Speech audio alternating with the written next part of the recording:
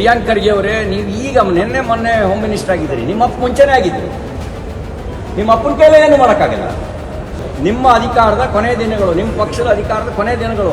ನಿಮ್ಮ ಅಪ್ಪನ ಹಣೆ ಮುಂದಿನ ಸರಿ ನೀವು ಕಾಂಗ್ರೆಸ್ ರಾಜ್ಯದಲ್ಲಿ ಅಧಿಕಾರಕ್ಕೆ ಬರಲ್ಲ. ವ್ಯಕ್ತಿಗೆ ಸಂಸ್ಕಾರ ಕೊಡುವ ಕೆಲಸ ಅದು ಬಿಸ್ನೆಸ್ ಅಲ್ಲ. ನೋಂದಣಿ ಮಾಡ್ಕೊಳ್ಳೋಕ್ಕೆ ಅದು ಸಂಘ ಅಲ್ಲ, ಅದು ಬಿಸ್ನೆಸ್ಸು ಅಲ್ಲ. ನಿಮ್ಮಪ್ಪನಿಂದಲೇ RSSಗೆ ಏನೂ ಮಾಡೋದಕ್ಕಾಗಿಲ್ಲ, ಇನ್ನು ನಿಮ್ಮಿಂದ ಆಗುತ್ತಾ ಅಂತ ಗೃಹ ಸಚಿವ ಪ್ರಿಯಾಂಕ್ ಖರ್ಗೆ ವಿರುದ್ಧ ಬಿಜೆಪಿ ನಾಯಕ CT ರವಿ ವಾಗ್ದಾಳಿ ನಡೆಸಿದ್ದಾರೆ. RSS ಅವರು ನೋಂದಣಿ ಮಾಡಿಸೋದಕ್ಕೆ ರೆಡಿಯಾಗಿ ಅನ್ನೋ ಗೃಹ ಸಚಿವ ಪ್ರಿಯಾಂಕ್ ಖರ್ಗೆ ಹೇಳಿಕೆಗೆ ವಿಧಾನಸೌಧದಲ್ಲಿ ರಿಯಾಕ್ಟ್ ಮಾಡಿರೋ CT ರವಿ, ನೆಹರು ಪ್ರಧಾನಿಯಾಗಿದ್ರು, ಅವರು RSS ವಿರೋಧ ಮಾಡಿದ್ರು. RSS ಇನ್ನೂ ಇದೆ, ನೆಹರು ಇಲ್ಲ. ಇಂದಿರಾ ಗಾಂಧಿ ತುರ್ತು ಪರಿಸ್ಥಿತಿ ಹೇರಿದ್ರು, RSS ಬ್ಯಾನ್ ಮಾಡಿದ್ರು. ಇಂದಿರಾ ಗಾಂಧಿ ಇಲ್ಲ, RSS ಇನ್ನೂ ಇದೆ. ಪ್ರಿಯಾಂಕ್ ಅವರೇ, ನೀವು ನಿನ್ನೆ ಮೊನ್ನೆ ಹೋಮ್ ಮಿನಿಸ್ಟರ್ ಆಗಿರೋದು, ನಿಮ್ಮಪ್ಪ ನಿಮಗಿಂತ ಮುಂಚೆ ಗೃಹ ಸಚಿವರಾಗಿದ್ರು. ನಿಮ್ಮಪ್ಪನಿಂದನೇ ಏನು ಮಾಡೋದಕ್ಕೂ ಆಗಿಲ್ಲ, ಇನ್ನು ನಿಮ್ಮಿಂದ ಆಗುತ್ತಾ ಅಂತ ಕಿಡಿಕಾರಿದ್ರು. ನೀವು ಹೋಮ್ ಮಿನಿಸ್ಟರ್ ಥರ ವರ್ತನೆ ಮಾಡಿ, ಗೂಂಡಾ ರೀತಿ ವರ್ತನೆ ಮಾಡಬೇಡಿ. ಅಧಿಕಾರ ಶಾಶ್ವತ ಅಲ್ಲ. ಅಧಿಕಾರದಲ್ಲಿ ಮೆರೆದವರಿಗೆ ಇಂದು ಪಶ್ಚಿಮ ಬಂಗಾಳದಲ್ಲಿ ಅಟ್ಟಾಡಿಸಿ ಹೊಡಿತಿದ್ದಾರೆ. ಆ ಭಯದಿಂದ ಎಚ್ಚರಿಕೆ ವಹಿಸಿ. ನೀವು ಮಾಡಬೇಕಾದ ಕೆಲಸ ಬೇರೆ ಇದೆ, ಅದನ್ನು ಮಾಡಿ.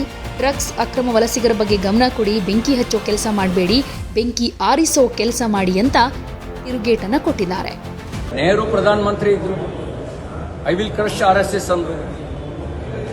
RSS ಇದೆ, ನೆಹರು ಇಲ್ಲ. ಇಂದಿರಾ ಗಾಂಧಿ ತುರ್ತು ಪರಿಸ್ಥಿತಿ ಹೇರಿ ಸರ್ವಾಧಿಕಾರಿಯಾಗಿ ಮೆರೆದ್ರು,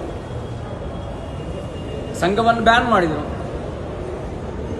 ಇಂದಿರಾ ಗಾಂಧಿ ಇಲ್ಲ, ಭಾರತ ಇದೆ, RSS ಇದೆ.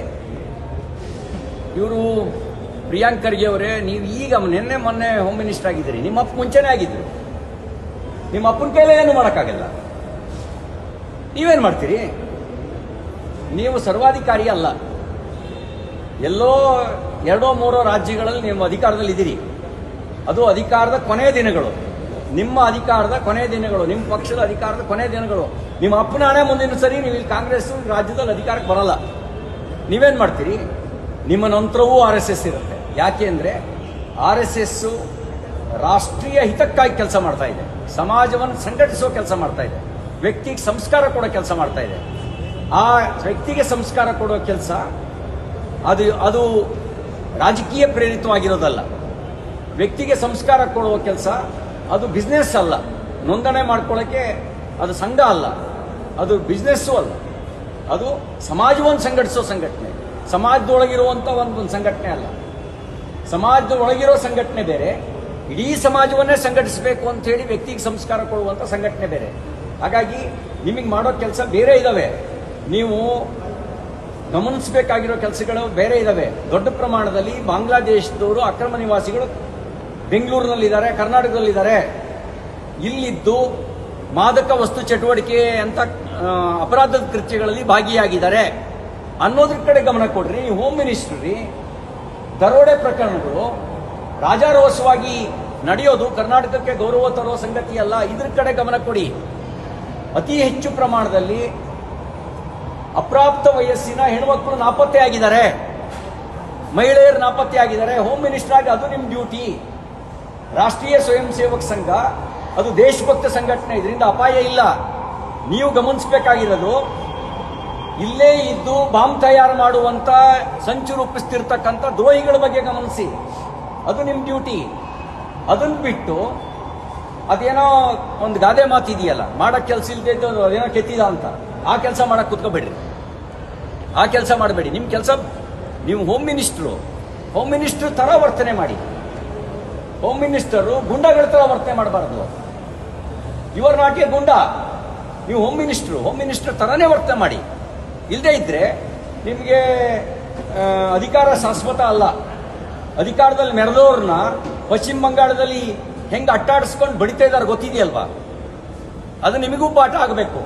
ನಿಮಗೆ ಅಧಿಕಾರ ಶಾಶ್ವತ ಅಲ್ಲ. ಅಧಿಕಾರ ಇದ್ದಾಗ ದೌರ್ಜನ್ಯ ನಡೆಸಿದ್ರೆ ಕಾಲ ಹೀಗೆ ಇರೋದಿಲ್ಲ.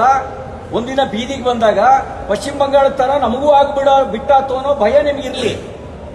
ಆ ಭಯದಿಂದ ಎಚ್ಚರಿಕೆ ವಹಿಸಿ ನೀವು ಮಾಡಬೇಕಾದ ಕೆಲಸಗಳನ್ನ ಯಾವುದೋ ಒಂದು ಪಟ್ಟಿ ಮಾಡ್ಕೊಳ್ಳಿ. ನೀವು ಮಾಡಬೇಕಾಗಿರೋದು ಭಯೋತ್ಪಾದನೆ ನಿಗ್ರಹವನ್ನ, ಮಾದಕ ವಸ್ತು ಅಕ್ರಮ ಮಾದಕ ವಸ್ತು ಸರಬರಾಜು. ಮಹಾರಾಷ್ಟ್ರದ ಪೊಲೀಸರು ಬಂದು ಮೈಸೂರಲ್ಲಿ ಹಿಡಿತಾರೆ, ನಾಚಿಕೆ ಆಗಬೇಕಲ್ಲ ನಮಗೆ ಅಂತ ನೀವು ಕೇಳಬೇಕು ನಿಮ್ಮ ಪೊಲೀಸರಿಗೆ. ನಿಮ್ಮ ಪೊಲೀಸಿಗೆ ಇದನ್ನು ಕೇಳಬೇಕು, ಇಂಥದ್ರ ಕಡೆ ಗಮನ ಕೊಡಿ. ಬೆಂಕಿ ಹಚ್ಚೋ ಕೆಲಸ ಮಾಡಬೇಡಿ. ನೀವೀಗಿರೋದು ಬೆಂಕಿ ಹಚ್ಚೋ ಕೆಲಸದ ಜಾಗದಲ್ಲಿ ಅಲ್ಲ, ಬೆಂಕಿ ಆರ್ಸೋಕ್ಕೆ. ಬೆಂಕಿ ಹಚ್ಚೋ ಕೆಲಸ ಮಾಡಿದ್ರೆ ಆ ಬೆಂಕಿ ನಿಮ್ಮನ್ನೂ ಸುಡುತ್ತೆ. ನೀವು ಕರ್ನಾಟಕದ ರಾಜ್ಯದ ಒಂದು ನೆಮ್ಮದಿಗೆ ಬೆಂಕಿ ಹಚ್ಚಬಹುದು ಅಂತಂದ್ರೆ ಆ ಬೆಂಕಿಯಲ್ಲಿ ಚಳಿ ಕಾಯಿಸ್ಕೋಬಹುದು ಅಂತ ಭಾವಿಸ್ಕೋಬೇಡಿ. ಆ ಬೆಂಕಿ ನಿಮ್ಮನ್ನೂ ಸುಡುತ್ತೆ. ಯಾವುದೇ ಸುದ್ದಿಯ ಅಪ್ಡೇಟ್ ಅನ್ನ ಮಿಸ್ ಮಾಡ್ಕೊಳ್ಬಾರ್ದು ಅಂದ್ರೆ ಈಗ್ಲೇ ಒನ್ ಇಂಡಿಯಾವನ್ನ ಸಬ್ಸ್ಕ್ರೈಬ್ ಮಾಡಿ. ನಿಮಗೆ ಬೇಕಾದ ಭಾಷೆಯಲ್ಲಿ ಎಲ್ಲಾ ಸುದ್ದಿ ತಿಳಿಬೇಕು ಅಂದ್ರೆ ಒನ್ ಇಂಡಿಯಾ ಆಪ್ ಅನ್ನ ಡೌನ್ಲೋಡ್ ಮಾಡ್ಕೊಳ್ಳಿ.